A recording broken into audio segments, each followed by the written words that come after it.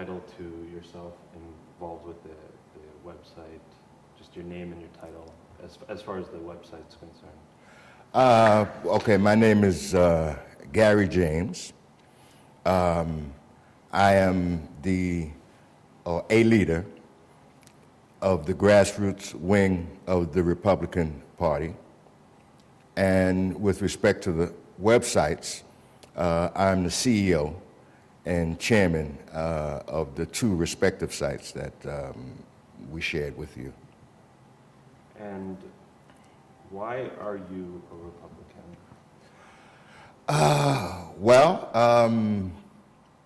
That goes back quite a while, but essentially I'm a Republican because I realized that the political process worked on the basis of a two-party system, and that my community in particular was not engaging the process, in my view, in the bipartisan way to generate the kind of political leverage to move our community from point A to point B in the political sense.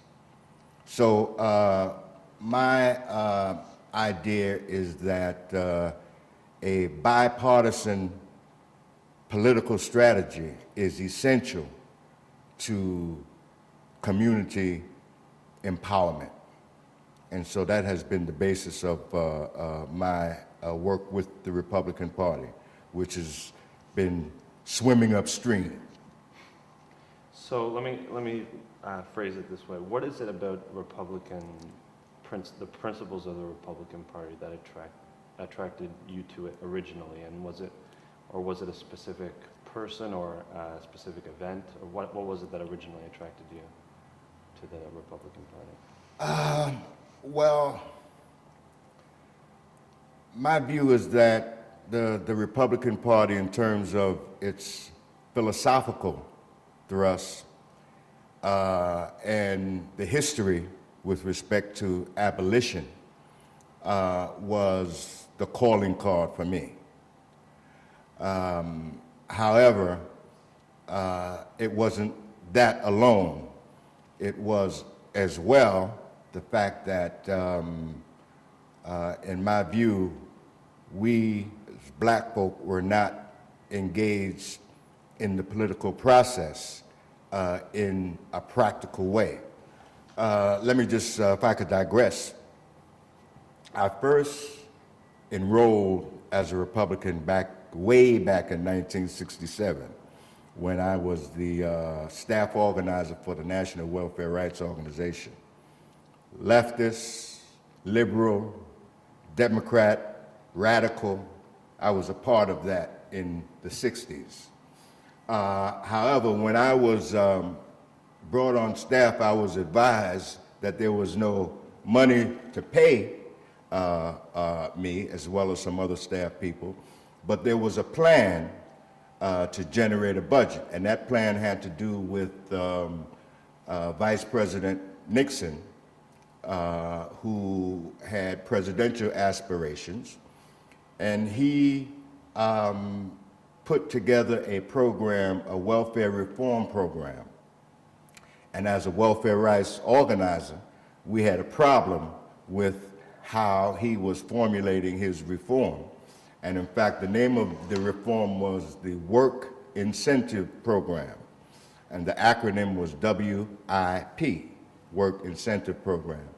And so we, as organizers in NWRO, used the acronym, the WIP, Nixon's WIP, for welfare mothers in particular. So what we did, we used that approach to engage Nixon's people and impress upon them that we were in a position to evaluate the work incentive program. And so we were able to get a contract from the Department of Labor at that time for maybe $1 million plus to do that evaluation. And we didn't do the evaluation as much as we organized. But part of the organizing strategy was a voter registration campaign. And so throughout New York City, there was a voter registration campaign that we undertook, and we registered Republicans as well as Democrats. And I, at that time, registered as a Republican. And I've been a Republican ever since. But apart from that strategy and philosophical link that I have with the Republican Party, I felt that during my experience, it was clear to me that the way we were doing politics in the black community did not provide a vehicle to advance the legitimate aspirations that we had, and that and the problems that were plaguing the African American community in particular. So myself and a few others realized that we needed to get away from a one-party strategy and begin to educate on a bipartisan way. So that is my reasoning for being a Republican, and that is why I remain a Republican, because I still think that strategy is valid. And I believe that black folk are the weakest minority in political terms, despite the fact that we are the oldest minority in America, still have the numerical advantage, in my view, have more elected officials than any other minority, yet we remain the weakest. And why is that? And that is because one-party politics does not resolve the issues that any community faces. So what is it specifically about the Republican Party that, what does the Republican Party do for African Americans? They don't do anything. They don't do anything for African Americans, you see. And there is a sentiment within my community that takes that position. Well, they don't do anything for us, so we don't need to do anything for them. But in fact, the Democrats don't do anything for us either. And the fact is, politics involves taking initiatives. It does not have anything to do with what we believe we are entitled to. So we have to be proactive and realize that politics is a tool, and a tool chest that has various elements to use. And the two-party system are one of the elements. And so we're using half. And this year, this election, who have you chosen to support?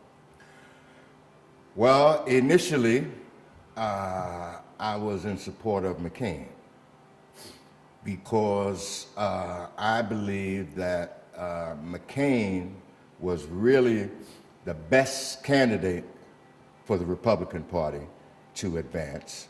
And I believe that McCain, as a maverick and independent, was a marketable quantity for that I could market within the framework of my community. He had the stuff that I think was a departure from the usual Republican scenario. And so that is why I gravitated to him first of all, and I made a public endorsement of him. I sent in a YouTube presentation in support of him, and I was working with other Black Americans and Hispanics in support of McCain. But as things progressed, I had to revisit that decision and make an adjustment or a correction, to use a popular term. And so that's what happened. I made an adjustment based upon some considerations that I thought were very important, particularly in this time. The adjustment to Obama was for a few reasons. Initially, I felt that the senator was like a rabbit in the race to set a pace and to placate my community. But as his campaign progressed, I saw how he was able to skillfully navigate the usual political booby traps that black folk face. As well, he was able to transcend the black political orthodoxy's influence. And so he rose and transcended the black political orthodoxy. And I was very impressed with that, because I know how skillful you have to be in order to do what he has done. And so that sealed it for me in terms of my support for him. He was not a flash in the pan. He was not a civil rights advocate. And again, I thought in terms of the state of my party, the Republican Party. And from my experience over the many years, I knew that his campaign was going to be hit with some real dick tuck or dirty tricks and emotional wedge issues. And I felt that I couldn't, in good conscience, be silent while those charges and whatnot was levied against this excellent, impeccable candidate. Okay, how's that, is a lawnmower coming through, or is it, I want to talk about you personally and what you, when you decided to support John McCain as an African American, when you knew, at the point when you knew that Barack Obama was going to be representing the Democratic Party, was there were you facing a conflict? Were you questioning yourself? Was there a part of you that I mean, how much did loyalty to, how much, what was, why don't you just explain what was going through your mind? I mean, was there an internal conflict going on? Personally, I wouldn't term it conflicting as much as revelatory. I was initially comfortable not supporting him. But I have been so, over the years, disappointed with my party. And I felt that he would be unduly assaulted in a way that I couldn't countenance. And I felt that his candidacy was a transcendent one. And because, see, I have problems with my Democratic counterparts. I have problems on many levels in terms of how issues are addressed or not addressed.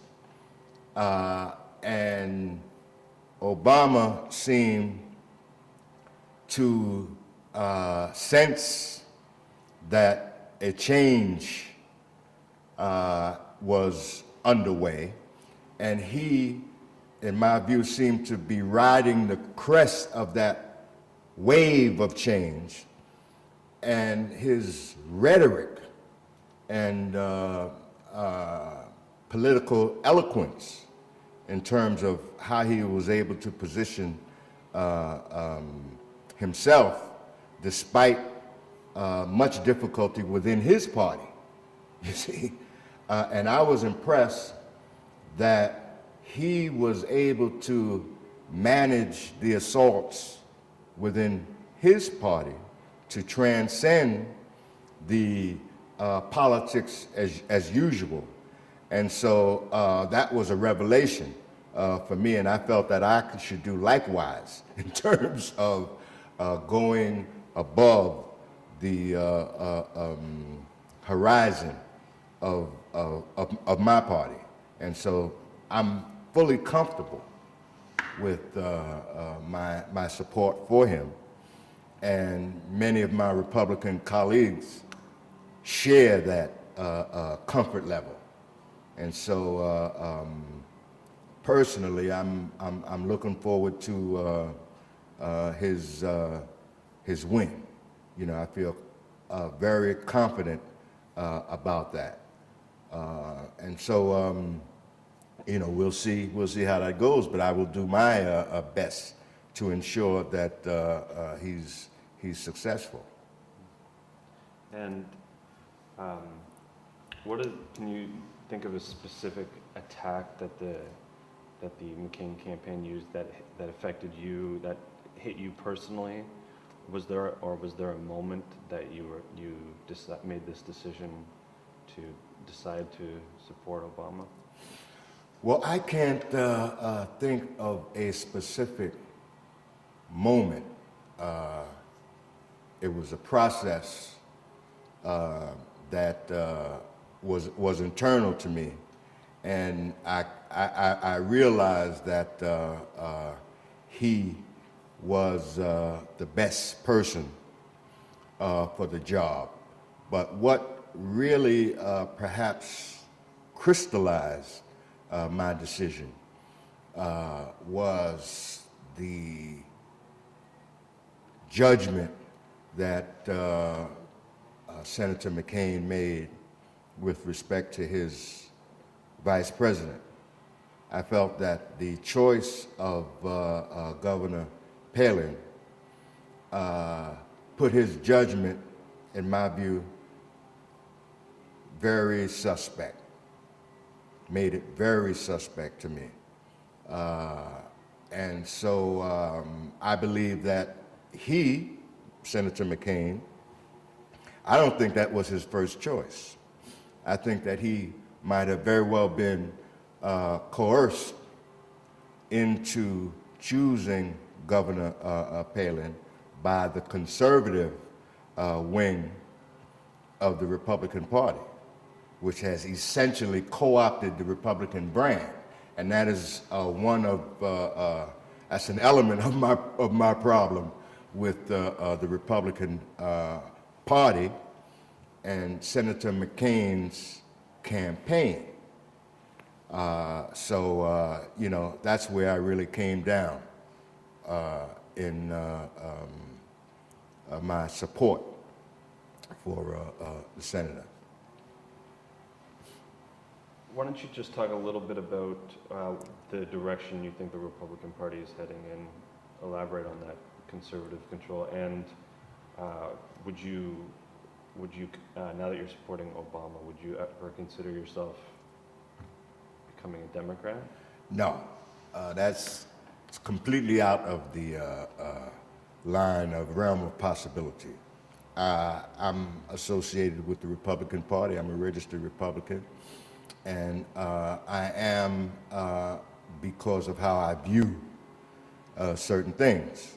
Now, my problem with my party is a matter that I hope to help correct with others. One of the main problems is the fact that the Republican brand has been co-opted by the conservative party. And I have a problem with that. I have a problem with the narrowness of the conservative agenda. And since I've been a Republican, since way back in the day, I have witnessed a further narrowing of the Republican mission. And so I have a real problem with that. I came up, when I was a Republican, you had Rockefeller, Governor Rockefeller, you had Jacob Javits, and they were not conservative folk. And that is the impetus that I was impressed with. That was the impetus for me, as well as the fact of how politics should be engaged by my folk. So I'm comfortable with being a Republican. I'm not a conservative. I'm a strategic Republican. I think conservative Republicanism has been a factor in the problem that the party faces today, why it is as narrow as it is. But this goes back to, in fact, the 19th century, you know, when the Republican Party and its abolitionist philosophy, Black Americans really made some serious headway with respect to political and economic power during or following emancipation. But the Republican Party became ambivalent after or during Reconstruction, and were scared out of their position or intimidated from taking a strong position on securing the American dream for everyone. And so what is going on now went on before, you know, but I'm not giving up the ship because I believe that politics has to be done very skillfully, and you have to have an understanding of what it is and how it works. And we as Black folk, by and large, don't. We get hung up in the rhetoric and the storylines and the blah, blah, blah, you know. So I think this is a unique moment, and hopefully the Republican Party will begin to realize that they have to reach out a little bit more. They have to have a bigger tent in order to accommodate 21st century reality. In Harlem, the Republicans in Harlem that make up the Republican base there, what, to the best of your knowledge, what is the class structure? A lot of people associate Republicans with rich people. So in Harlem, amongst African American Republicans, what does the class structure make up? It is across the board. There's no class distinction among Republicans. You know, Gary James is very modest in terms of my economic capacity. And most others are like myself, of very modest economic means. So that is kind of a stereotype that has been projected and promoted over time. And it probably served some people well within the party, you know, and it's probably served some others well to cast Black Republicans as Uncle Tom's or conservative, when that's neither of those designations are accurate or meaningful. You said you know a lot of Republicans in Harlem, and it, from the people in your circle, from the people that you know or that you've talked to, how many people are choosing to support Obama this year?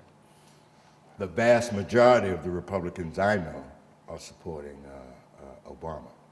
And what are the factors that play into that? How much do you think race plays into that? How much do you think class plays into that?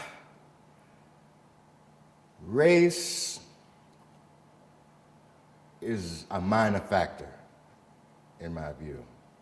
It's obviously a sense of pride associated with Obama's success.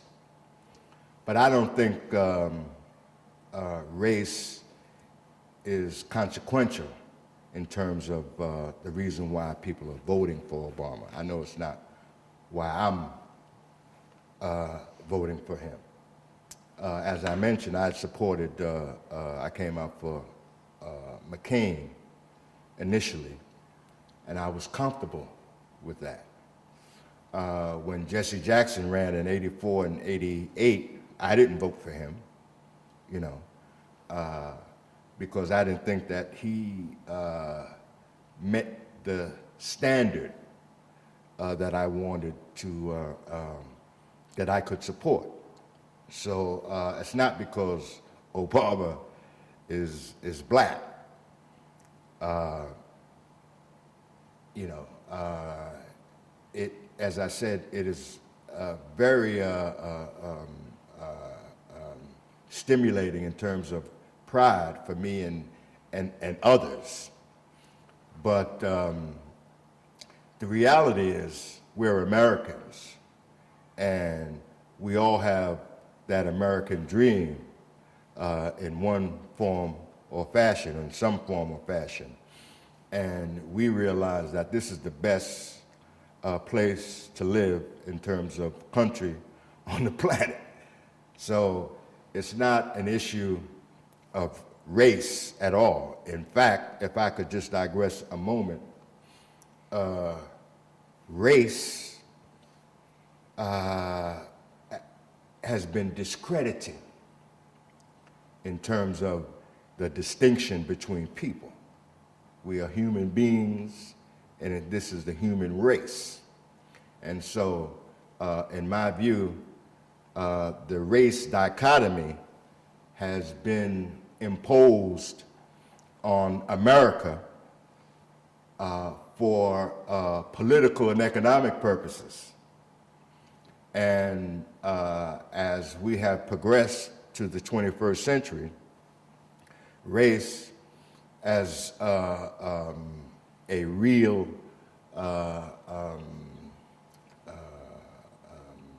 what would you say, as race as a reality is non-existent in terms of types of people. There's one kind of folk, and that's human beings. So race is discredited.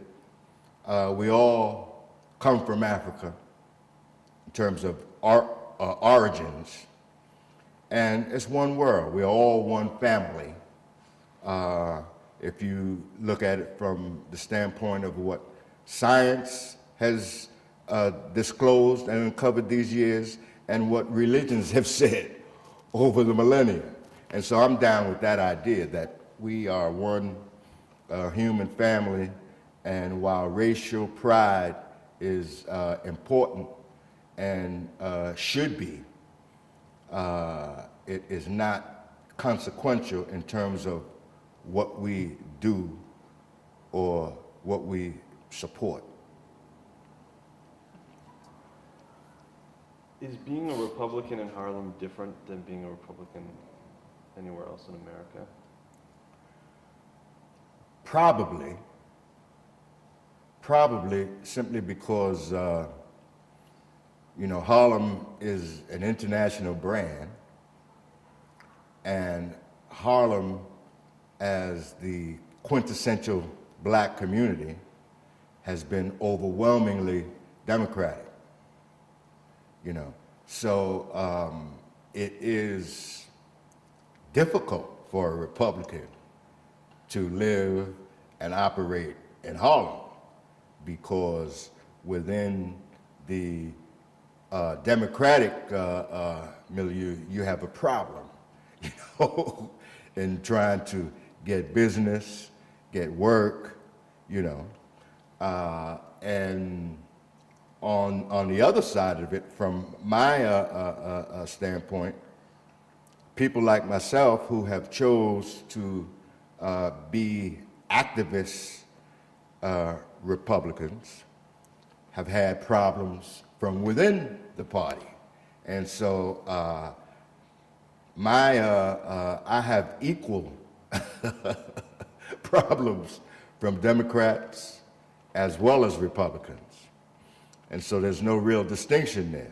So it's about who I'm comfortable with and who is comfortable with me, notwithstanding the party. How you doing? We're at 32 minutes. Do you have a question? I'm just not sure exactly how much you know about the Harlem Republican Club. I know a lot about the Harlem Republican Club. Do you know why the headquarters closed down? Well, there has been a leadership struggle within the Harlem Republican Club. You asked me if I know about it. I said yes, because I happen to be a founding member of the Republican Party. It was founded in 2000. I was the original secretary. Will Brown was the district leader. Claude Sharif was the chairman. You had Willie Walker, who was a director as well, and a lady by the name of Grigsby. I can't remember her first name. So I know in fact, I prepared the document discussing what the Harlem Republican Club was about. But my career with the Harlem Republican Club was short, and I saw that it was best for me to resign because of what I wanted to do electorally, in electoral politics. The Harlem Republican Club initially was sanctioned by the New York Republican County Committee. And they had their own agenda that was different than the activists' agenda. And their agenda essentially was about thwarting the prospect of primary elections. Why? Because if there are primary elections, then you have candidates to run for district leaderships. And that idea was problematic for the county leadership and the way the county has been conducting business in Harlem over the years. And they prefer to appoint, to hand-pick people, black folk, and appoint them to positions that they know essentially nothing about, and they are beholden to whomever appoints them. And so they have no grasp of what is going on at the grassroots level, nor do they have any volition to improve the situation or build a grassroots leadership or to take on the responsibility of what a district leader is. And so that's what we have. We have a Republican Party that has been, that's a gelding. And you have no possibility of offspring and growing the Republican Party, because you're not dealing with organic leadership. What about the effects of this year's election, the effects of Barack Obama on, if, first of all, did this election have anything to do with the closing of the headquarters of the Republican Party? And No, not in my view. The reason why it's closed, in my view, is because of the leadership struggle. Okay. What about outside of the club, the party in general? If you get outside of the club and just the Republican base in Harlem, is the Republican base in Harlem in jeopardy because of this election? What has Barack Obama done to the Republican base in Harlem? Is there a worry that people who are supporting him are not going to come back, or is it? I mean, do you feel like the the base is in jeopardy? No, because in my view, there is no base.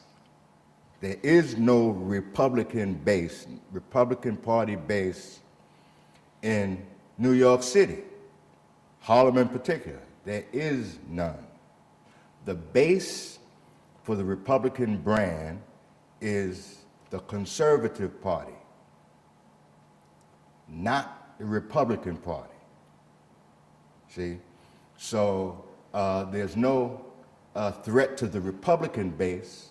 As I said, there is no Republican base. What we have is the opportunity now, because of this presidential race and the possibility that the Republican Party will be spanked, there is a possibility for growth now within the Republican Party, in my view. And that is the position that I take, among others. See, so the advent of the Obama campaign is a blessing in disguise for Republicans and the Republican Party, you see, because the leadership should now realize, hey man, we got to change this thing. We got to do business different now. We can't pick African Americans. We have to deal with organic leadership and support that. And so this, as I said, could very well be a blessing in disguise for the Republican Party and its opportunity to build a base, because there is no base. So, pioneering the Republican Party base. And people are eager to do that, because those black Republicans who have been anointed and appointed by the Republican leadership have not, what they have done was they've played themselves out of position. They have no credibility within the black community at all. There is no evidence in the black community, in Harlem in particular, that they ever existed. You don't see them. You don't see a Republican club. What happened with the Harlem Republican Club is just an example of what has happened to Republican clubs by virtue of the anointing and appointing of designated leaders. So I'm hopeful that the Republican Party in the 21st century will be a preeminent one, because my view is that, as I mentioned earlier in terms of my affinity to the philosophy and history, My view is that the Republican Party has had many opportunities to build the party within the Black and Hispanic community. They have not taken advantage of those opportunities. In fact, they have served to minimize and ignore those opportunities and hurt people who could help them. So I'm very hopeful for the future, and while Obama is definitely not a Republican, I think his victory will bring a new day for the Republican Party and the growth potential